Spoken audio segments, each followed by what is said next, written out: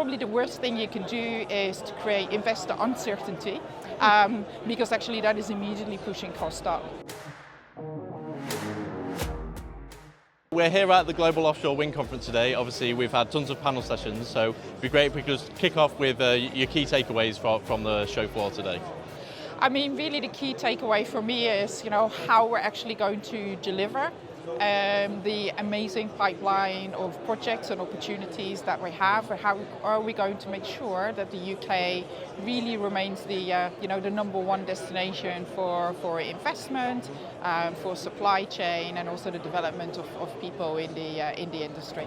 Yeah, sure. And Hitachi's at the heart of that with the new HEVC facility up in Glasgow. How important is it that we're delivering the jobs for people in those regions? It's absolutely critical. So when we are working with our customers, we want to be close to the customers and working in collaboration on the solutions, not only for today, but also particularly the solutions for tomorrow. So actually being in close proximity is really important. So that's the first point.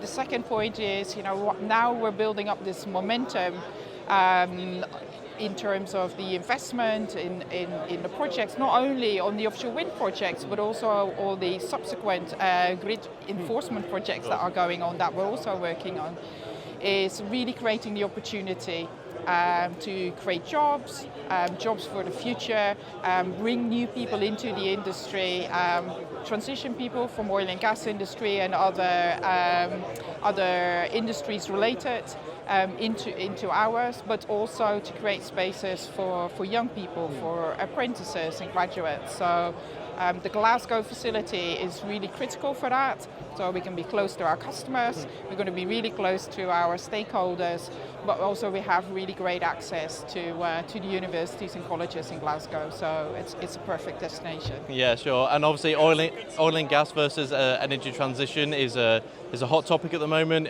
Tony Blair Institute's coming out to say that we need to slow down on net zero and look more at oil and gas. Any immediate comments from that? Look, so a couple of things, right?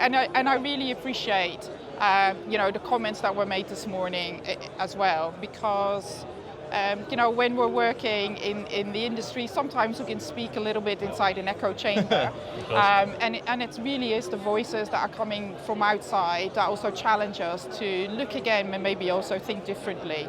But I would comment as follows. So first of all, in terms of slowing down, one of the key things that we are trying to address is to bring down the cost of energy overall. Probably the worst thing you can do is to create investor uncertainty, because actually that is immediately pushing costs up.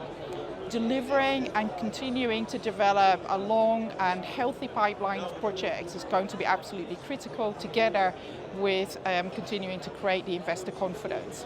So that is the first point. The second point is, slowing down the energy transition to do what? Right, continuing with with gas-fired power stations, etc. Off the back of which we're going to be connected to the global energy markets. And as we have seen over the last few months, as soon as there is a conflict somewhere around the world, the gas prices go up, and we have, as a country, absolutely no control over it. So really, ultimately, that is going to continue pushing prices up for consumers, but also for businesses that want to invest in the UK and start businesses in the UK. The long term is around renewable energy, around offshore wind and onshore solutions, will deliver better value for the consumer at the end of the day, as opposed to gas-fired power stations. And ultimately, the sun and the wind is not something that any other country from around the world can really stop us from generating that energy. So really welcome intervention in order to really make us stop and think, what are we doing and how do we do it better? But also we need to communicate better, really, what is it that we're doing at the end of the day, and what is it that we're delivering?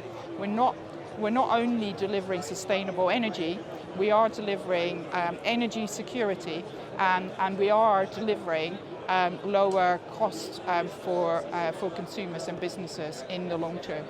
But maintaining the the confidence in the sector and of the investors is absolutely critical.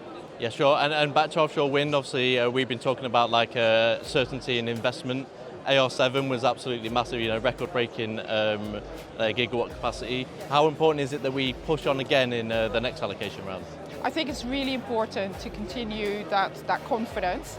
And we heard the Minister say this morning that price and cost are going to be absolutely critical in order to get as much out of that auction as possible.